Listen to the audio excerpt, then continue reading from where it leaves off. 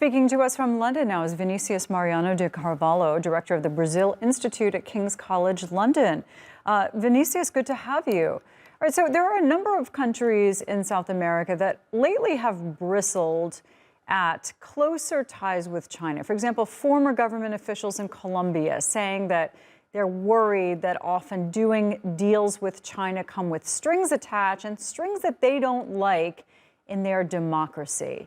But you can't really be that way when it's your #1 trading partner, right?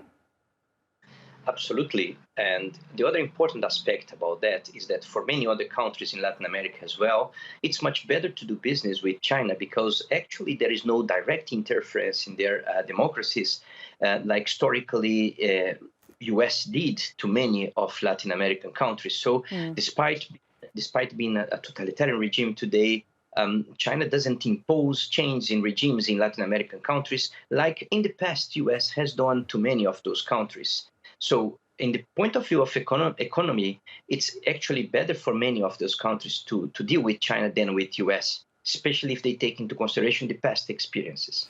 And unlike some countries in Latin America, Brazil isn't really after China debt at this point, is it? The relationship between Brazil and China must be looked not only as a bilateral cooperation, but also in the perspective of the BRICS countries.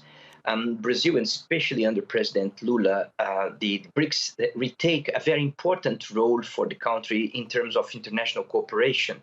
And in this trip to China right now, Lula is really there for the inauguration of his predecessor, Dilma Rousseff, and also someone who he supported strongly in the political career as the president of the BRICS Bank. And the speech of Lula and Dilma both direct to the point that they want to make this BRICS Bank and BRICS in general as an alternative economically for the world trade and not only looking inside to these countries together. This idea that Brazil wants to present itself as something of a mediator between Russia and Ukraine, how realistic do you think that is?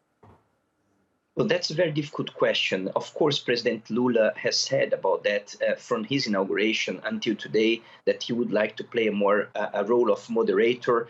Brazil has historically this idea that can negotiate strong bilateral, in particular, negotiations and agreements between countries. But the context is more complex here. I haven't seen the plan that Lula is presenting as a moderation plan.